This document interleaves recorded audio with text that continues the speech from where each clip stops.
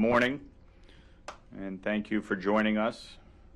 And I want to thank 7 families that are here this morning.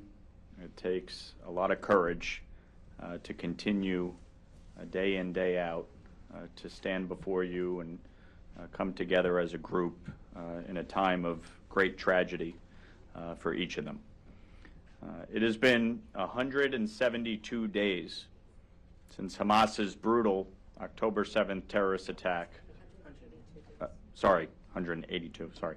It's been 182 days since Hamas's brutal October 7th terrorist attack against Israel.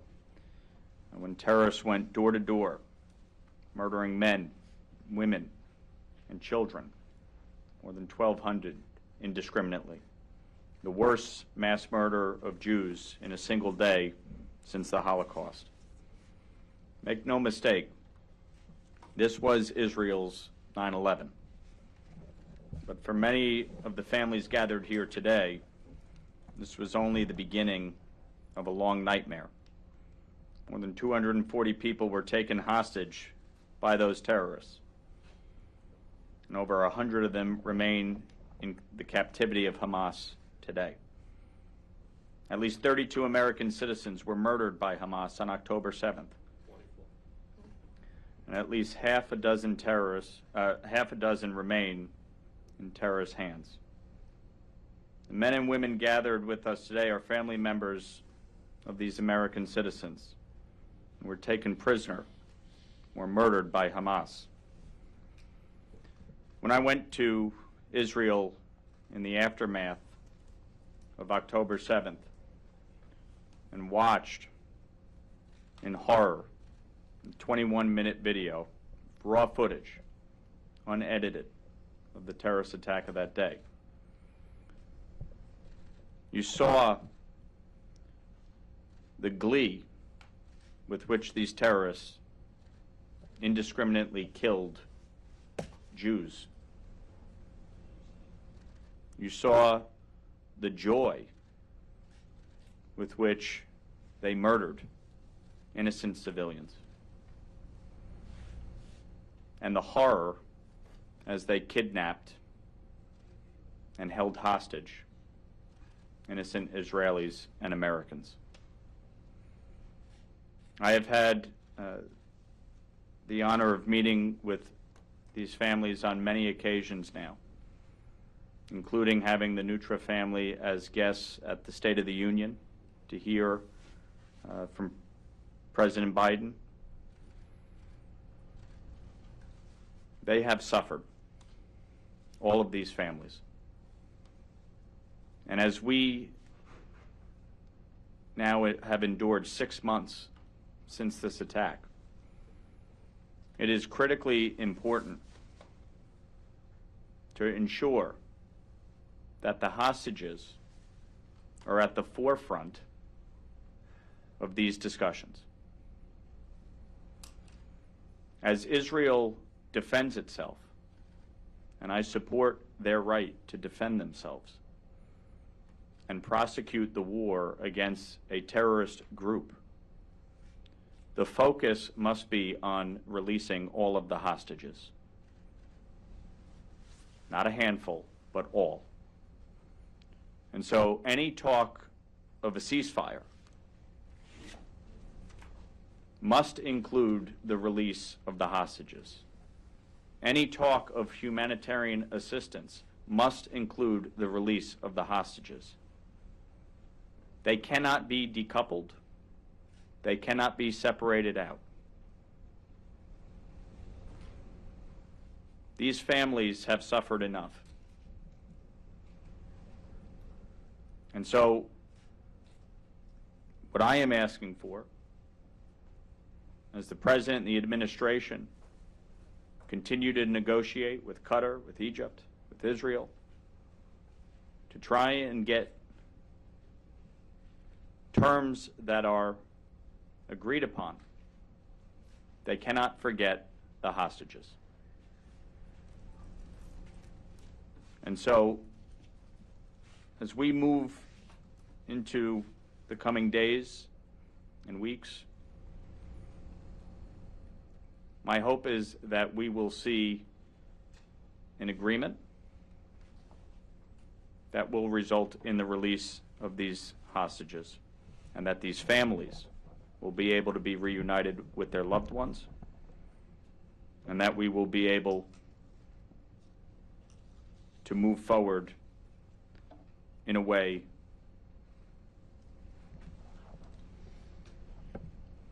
that is right and just. And so, with us today, we have some of these families, and I want to introduce them and let them each take the opportunity to speak. And we'll start with Yael and Adi Alexander. Thank you. Good morning, everyone. We are the parents of Idan Alexander, New Jersey kid, graduated Tenafly High School in 2022, dual citizen that moved to Israel same year.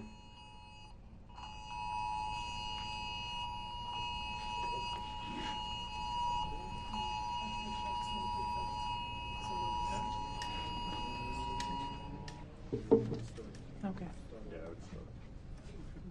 Good morning, everyone.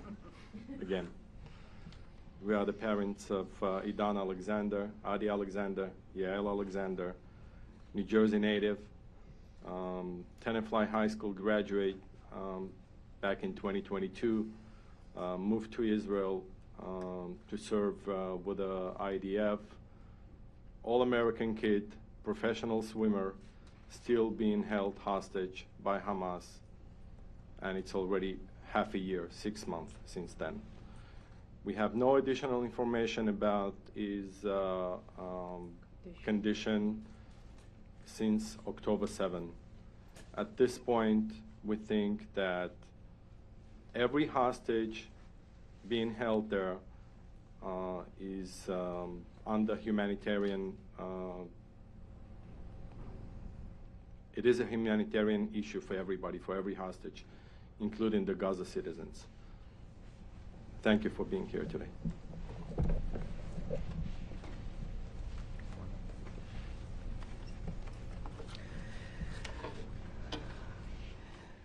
We are Onen and Orna Nutra. We're residents of Plainview, Long Island. Our firstborn son, Omer, was born in New York City. He's an all-American kid and a proud New Yorker, born just over a month after 9/11. I clearly remember that day. I was 9 months pregnant, and I was working really close to here at UJ Federation. I remember clearly how, with no transportation, I walked over the Queensboro Bridge to meet my husband on the other side of the bridge. Who could have imagined back then an attack like that on U.S. soil? And 22 years later, Omer was kidnapped with his teammates during Hamas's vicious attack on Israel, in which they brutally raped, defiled, burned alive, and murdered close to 1,200 people, of them 44 Americans, and took hostage babies, elderly people, women and men, with no differentiation, Muslim, Jews, Christians, and Buddhists. 182 days, 6 months, I can't believe this, since Omer was stolen from us. With no sign of life, we've been experiencing the longest terrorist attack ever.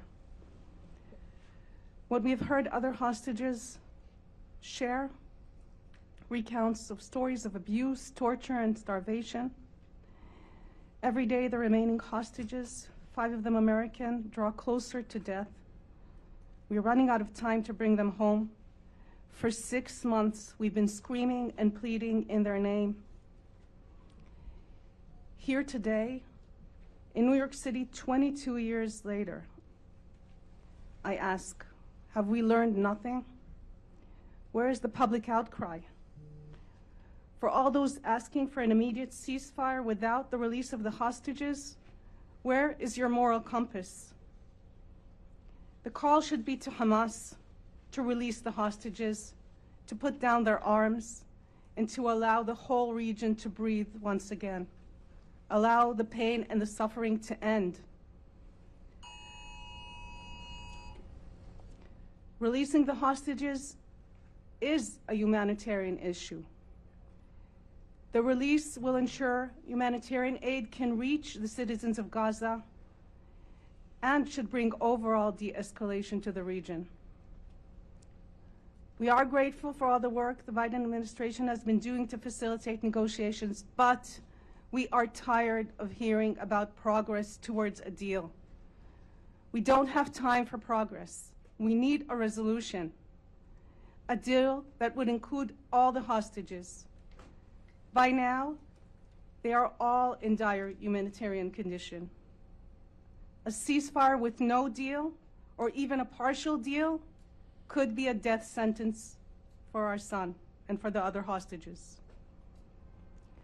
The administration needs to pull every lever they can to pressure Qatar and Hamas and Israel to strike a deal now that brings every single hostage home, including the bodies of our loved ones who were murdered and are being held captive as well.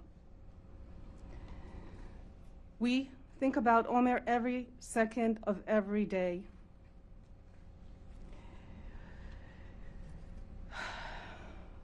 We remember how he brought out the best in people and encouraged them to step up.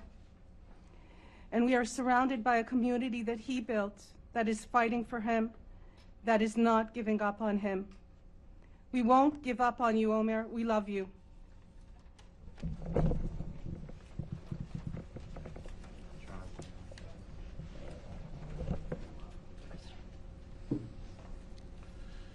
Thank you for all being here. My name is Jonathan Dekelchen. I am the father of Sagi Dekelchen, a 35-year-old father of 3 little girls. We were all asked yesterday, what keeps our hopes up as families of hostages living in a hellhole somewhere underneath Gaza? And our answer to that is a belief that one day we can get our loved ones home and the bodies of those who have already been killed by Hamas. For me, that means Sagi coming home to his 3 little girls, an infant, a 3-year-old, and a 7-year-old. And for that, we all need help. The U.S. administration, other intermediaries, and of course, we have to deal with Hamas. We are here today, tragically, because of a chain reaction set off on October 7th by a murderous assault on southern Israel by Hamas. You've already heard about the results. For me, that also included an entire kibbutz community. Of the 134 hostages, 40 of them are from my kibbutz, from my extended family. Hamas won that day. It won that day. We, Israel, and the world must not let them win in the long term. That means that hostages have to come home. And by hostages coming home, the suffering of 1.5 million Gazans can end as well. We feel it, we know it, we weep for that kind of suffering. But as of October 7th, getting here to this moment is the tragic outcome of the kind of murder and brutality that the world shouldn't see and must not see again. For that, we ask for the help of the international community, the Biden administration, and of course, the courage of our own leaders in Israel to make the hard sacrifices in order to not sacrifice our loved ones a second time.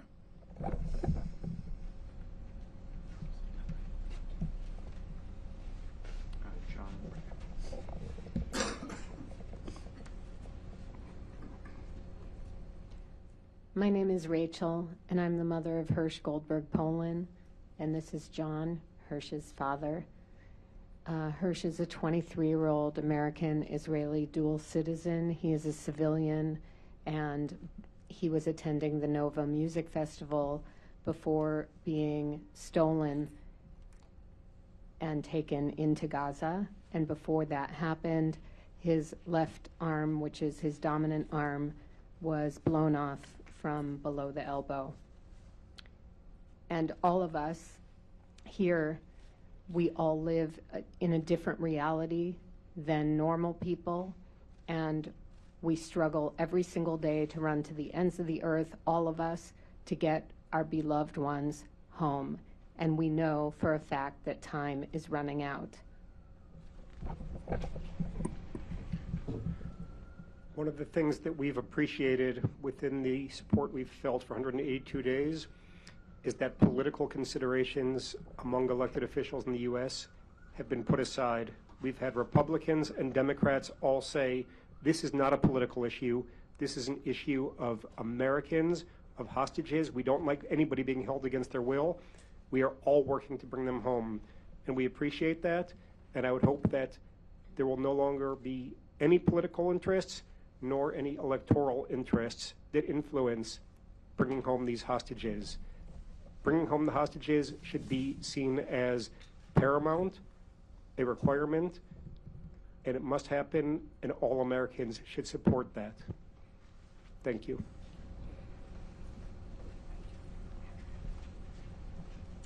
Hi, my name is Andrea. My beloved sister, Judy Weinstein Chagi, and her husband, Gadi Chagi, were murdered, as you probably know, on October 7th. It took 76 days before our family learned of this. They were on their early morning walk, also residents of Kibbutz Nir Oz, and they were ambushed and shot and murdered. Since that time, we've been really wanting people to know who these amazing peacenik souls are and to continue that legacy for their 4 children, for their 7 grandchildren, for my 95-year-old mother and brother and our families. Gadi was a musician, a jazz musician, a chef, and made the most amazing, delicious vegan foods like you wouldn't believe. Judy devoured it. She was light and radiant and huge amounts of compassion. She was a teacher. She made incredible puppets and taught mindfulness and taught kids to be able to use their voice through using puppetry and creativity to express themselves in a very volatile area. She wrote haiku and poetry, and has all of these people have come to say what impact she had from this little place in the world that people know her all over the place, all over the world. It's incredible. These are people, and the people who were murdered and taken from us and are still being held hostage are peaceniks, are peaceful people who need to return to their family. This is what we need. We need the ceasefire. We need our hostages released, the Americans, all of the hostages. We need the fighting to stop. You know, we can only move forward in this shared humanity. We need to move forward towards peace so that generations to come can release this anger and this hatred so that we can have hope. And this morning with this earthquake, which is unbelievable, right? Mother Nature is screaming, we need to heal the earth. We need to heal this planet. We need to take this seriously. I'd like to end by sharing some writing of my sister, Judy. So she would write haiku sometimes from her safe room during military operations, and at this particular juncture she was. So she let the audience know that if you hear bombs or hear alerts, this is why, because there are military situations going on. So she wrote, "May we all be granted the basic rights of home, food, shelter, and peaceful days. Here's hoping, and here's hoping that those of us who have beloved family members who are no longer alive can be returned to our families and buried with their loving families so they can be laid to rest." Thank you so much. Thank you. Ruby.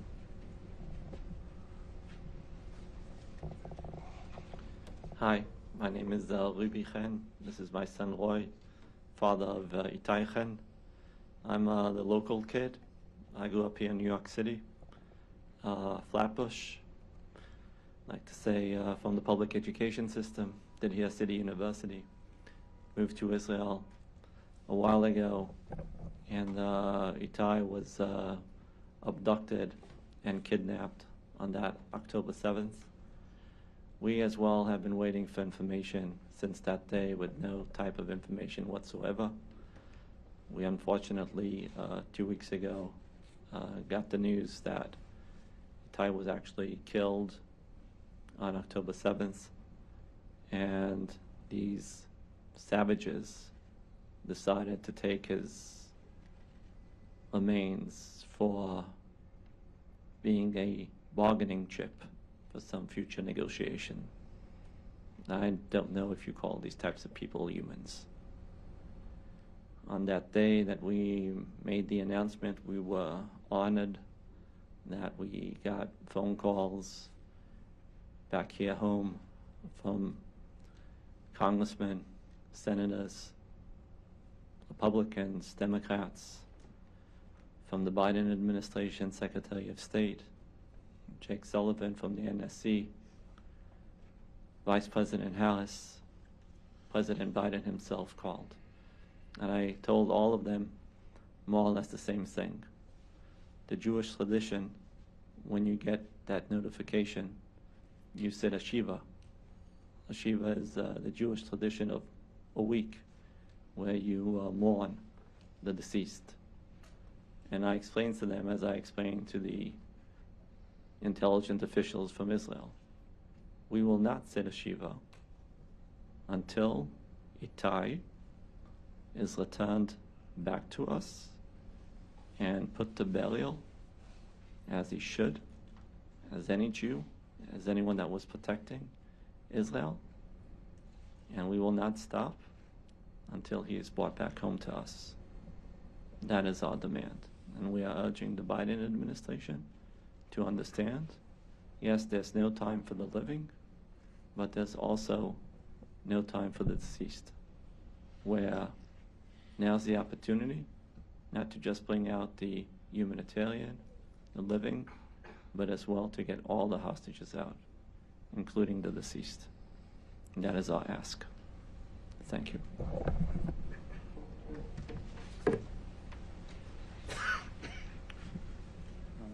I know Congressman Goldman is, I believe, on his way. So we'll open it up to questions, and then when the congressman gets here, we'll let him offer his remarks. Yes. Hannah Saxon of the Jerusalem Post. Do you have a response to Biden's call yesterday with Netanyahu and his ask, demand that policy will change if Israel's actions don't change?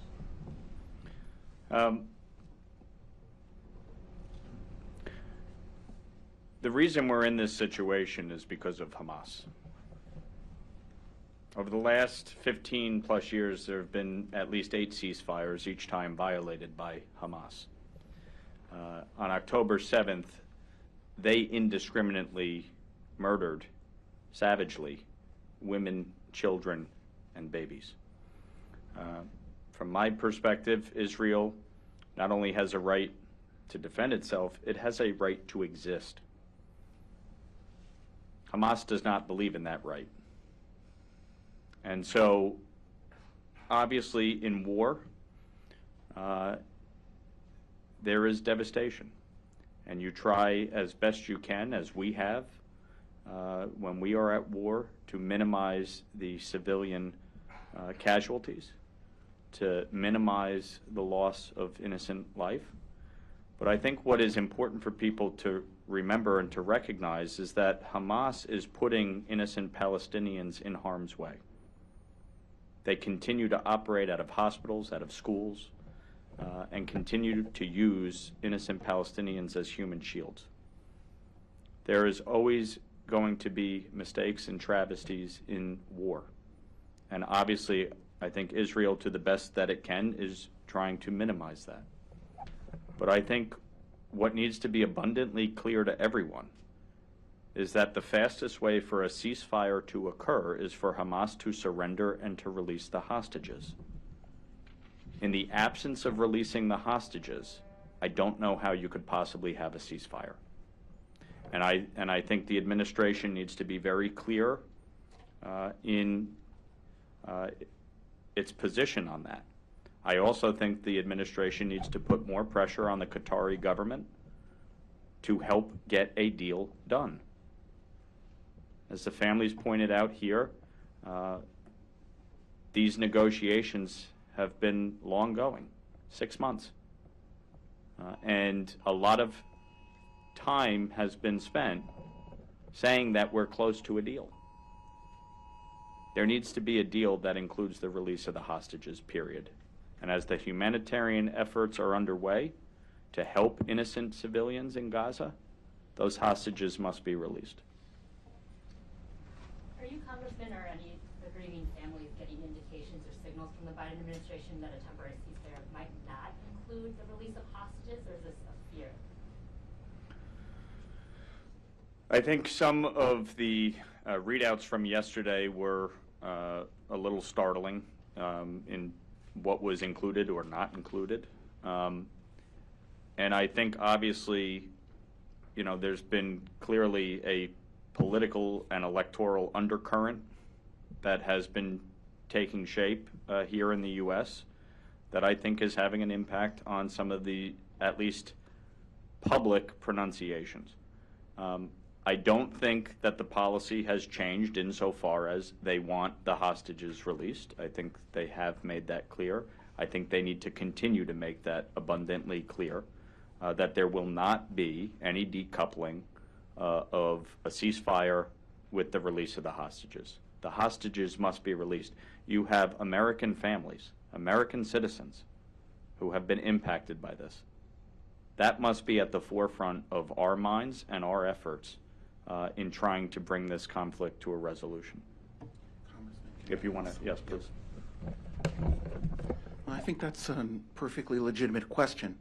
I would respond by saying that as an Israeli American, which I am, and all of our loved ones are, and most of us are ourselves, it's been extraordinary these past 6 months. The complete solidarity and support that we've felt from the Biden administration.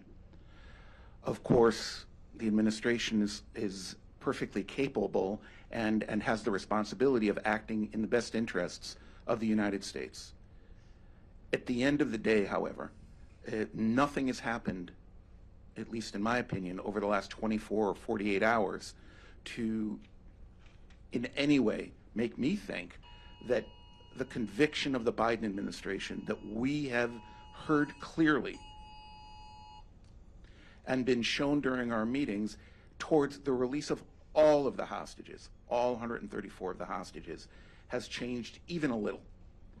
And I think I can speak in this case for all of us. We've all been struck by the respect and access that we've been granted by the Biden administration in general as hostage families. And sadly, I have to say, it is in direct contrast to the same kind of access that we have not really been given by our own government. So those are the realities of the situation.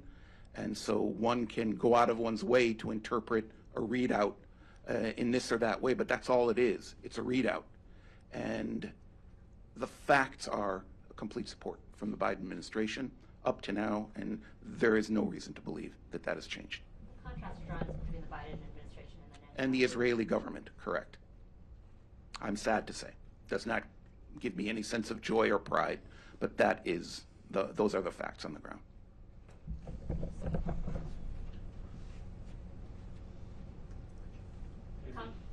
Yeah. Maybe I'll just add another sentence about yesterday. So the Biden administration was very swift and demanding investigation about what happened with the international volunteers, workers. And I think all of us should applaud that decisiveness.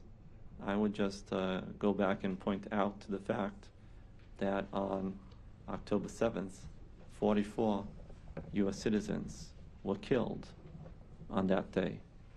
And I would believe that the Biden administration should act as swiftly and as decisive to Qatar, demanding the same type of investigation for the U.S. citizens that were killed and bringing them to justice.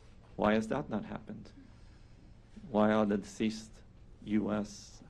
citizens not getting that same type of justice? And I would ask the president to maybe put some effort into that as well. Go ahead. Yeah, my congressman.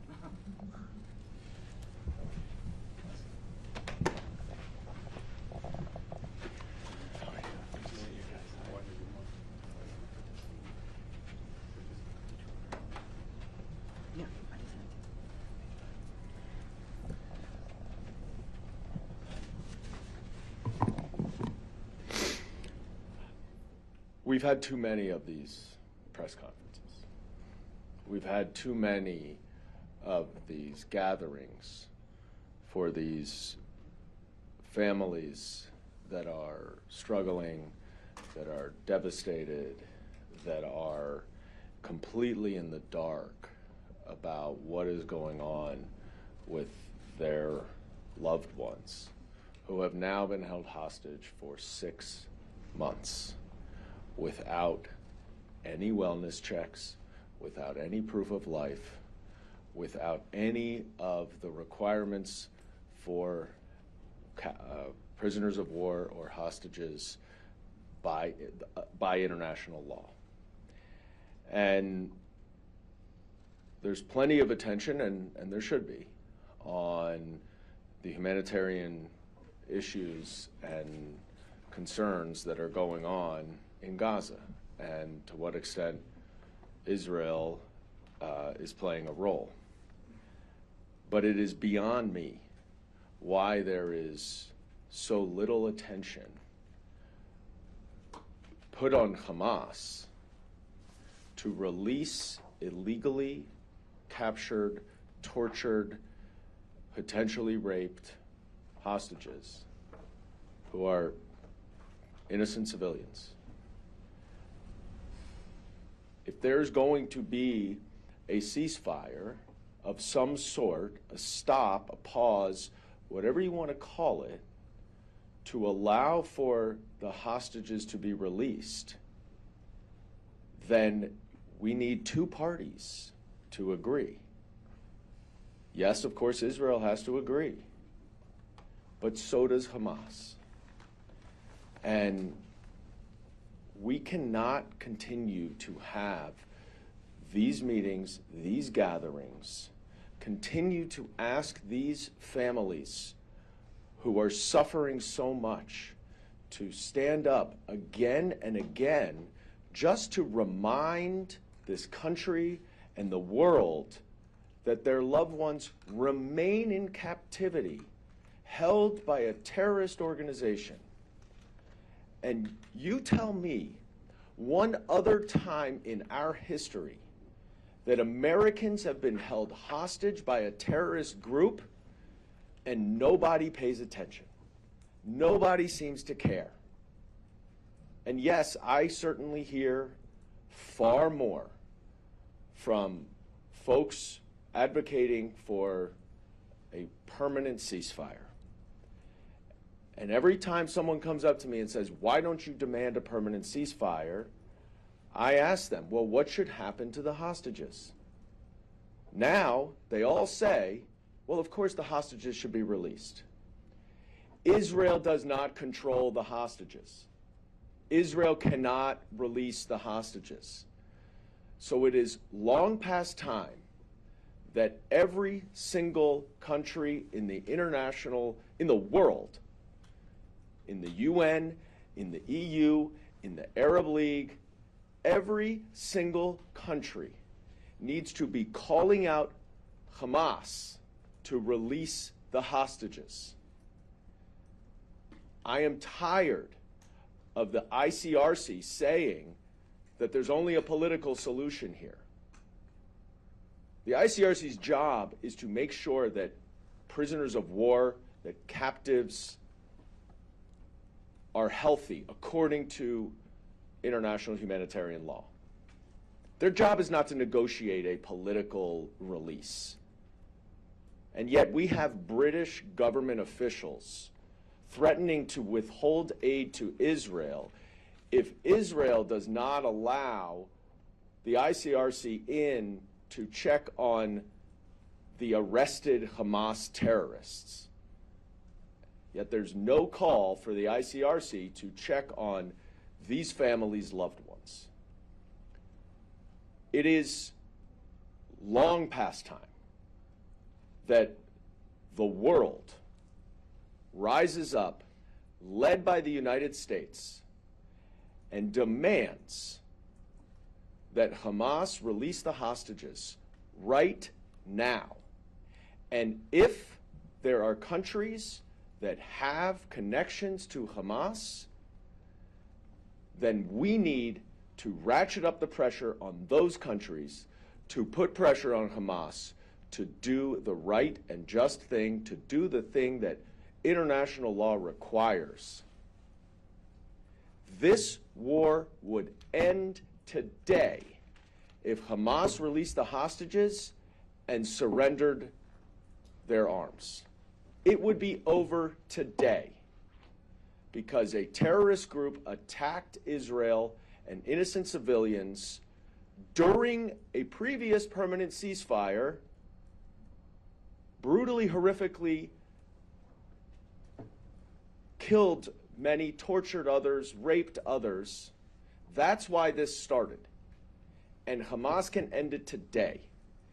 And so I am here sick and tired of having to see these people who have become, unfortunately, and I say that not because I don't love them, I do, but unfortunately my friends now, having to stand up and plead for somebody to pay attention to the fact that their loved ones, American citizens, are being held hostage in brutal conditions by a terrorist organization.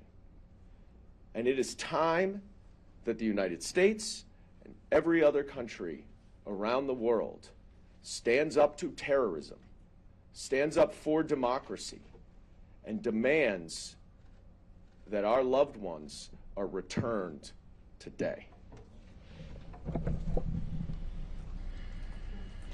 Yes, please. I just wanted to make sure to point out that sometimes what gets lost in all the noise is that among the 134 hostages who still remain in Gaza, they represent 25 different nations. They very rarely does anyone talk about the 8 Muslim Arab hostages who were taken on October 7th, who are currently also being still held there. You very rarely hear anyone advocating for the 7 young men from Thailand who are Buddhist, who were also taken hostage on October 7th.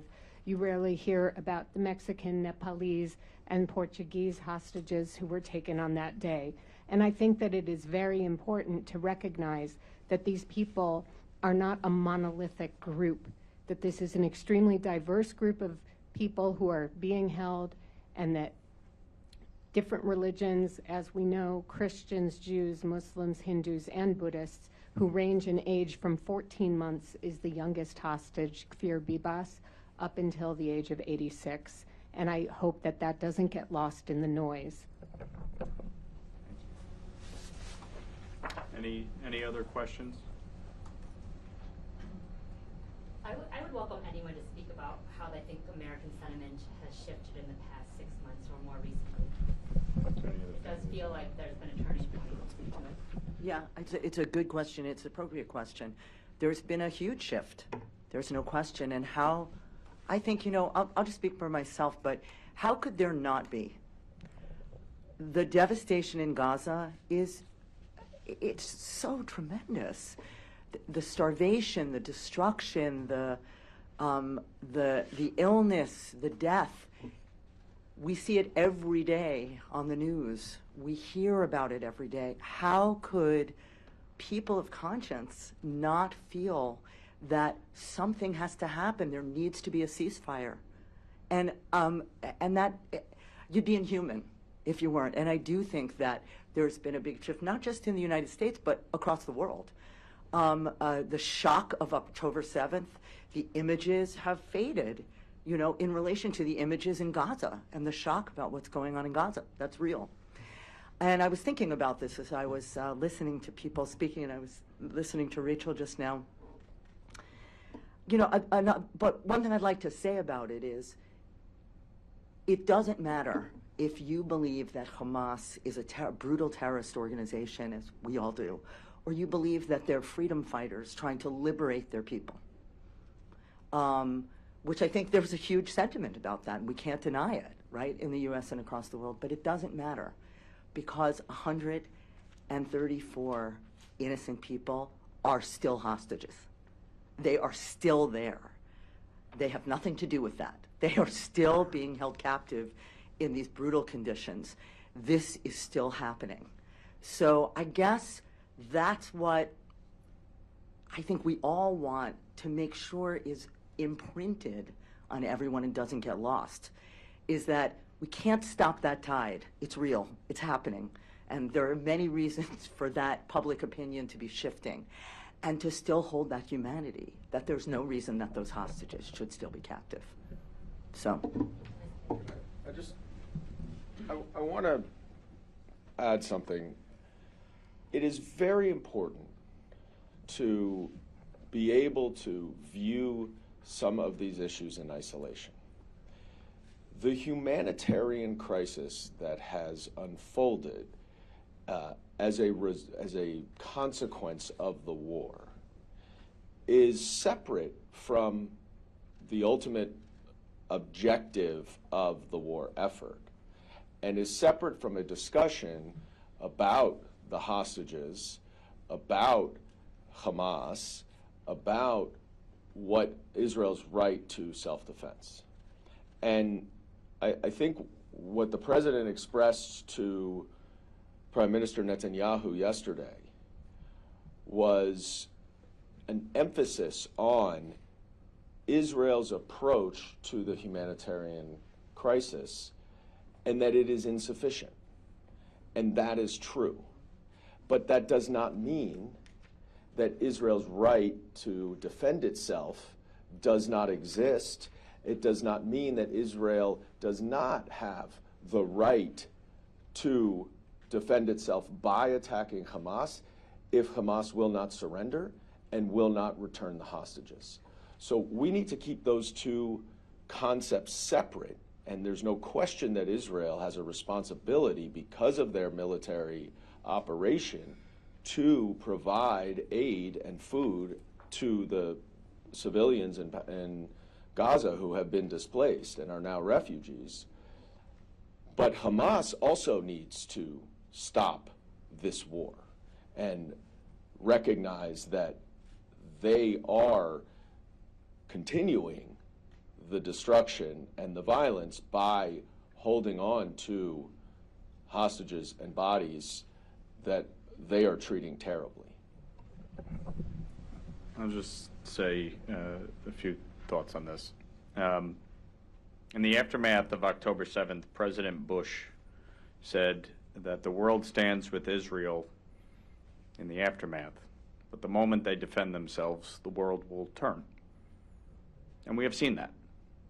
We have seen that across the globe. We've seen that here in the United States. Not everyone. But it is an understanding of the challenge that Israel faces. When you are dealing in a world and in an area of the world in which certain countries don't believe in your right to exist. Certain countries would like to eradicate you and eliminate your right to practice your faith.